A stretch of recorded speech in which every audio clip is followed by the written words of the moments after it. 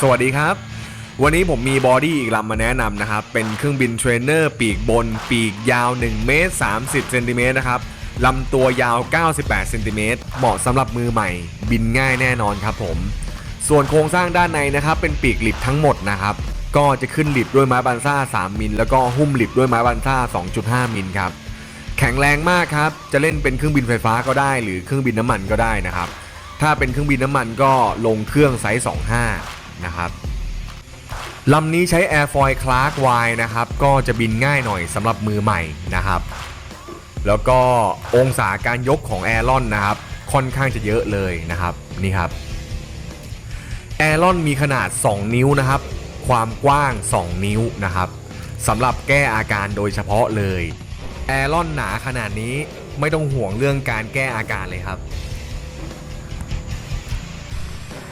ในส่วนของลำตัวนะครับผมใช้ไม้พลายวูด3มิลเป็นตัวสร้างกระดูกงูนะครับไม่ว่าจะเป็นการสร้างกระดูกงูหรือการเสริมแข็งผมใช้ไม้พลายวูด3มิลทั้งหมดนะครับแล้วก็หุ้มนอกด้วยไม้บันซ่า3มิลแผ่นเต็มทั้งหมดนะครับแข็งแรงครับแข็งมากๆบอกเลย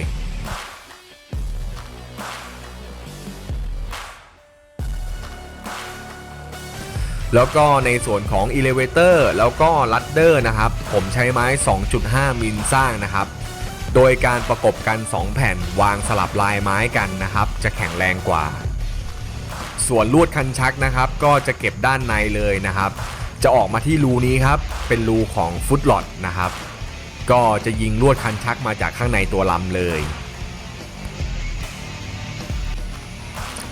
ด้านล่างตรงนี้นะครับที่ปีกจะมีช่องอยู่2ช่องนะครับเป็นช่องวางเซอร์โวสำหรับดึงแอรอนนะครับ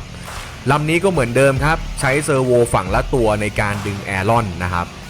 สายเซอร์โวเนี่ยจะถูกเก็บด้านในปีกนะครับเพื่อจะไปโผล่ที่กลางลำตัวเก็บสายเหมือนเดิมครับไม่มีอะไรมากนะครับส่วนรูด้านหลังตรงนี้นะครับก็จะเป็นรูของฟุตลอดตรงนี้ก็จะมีลวดคันชักของ Elevator โผล่ออกมานะครับส่วนสเปคชุดไฟนะครับลำนี้ใช้เซอร์โวทั้งหมด5ตัวนะครับมอเตอร์ที่ใช้ก็เบอร์2815ขึ้นไปนะครับ1,400 kV แบตเตอรี่4เซลล์สปีด50แอมป์ขึ้นไปนะครับใบพัด9นิ้วนะครับก็จะประมาณนี้นะครับสำหรับเครื่องบินลำนี้ถ้าใช้เครื่องยนต์ก็เป็นเครื่องยนต์ไซส์25นะครับตรงนี้ก็จะมีแท่นวางถังน้ำมันไว้เรียบร้อยแล้วนะครับยังไงก็ขอบคุณนะครับที่เข้ามาชมคลิปผมนะครับรักษาสุขภาพครับสวัสดีครับ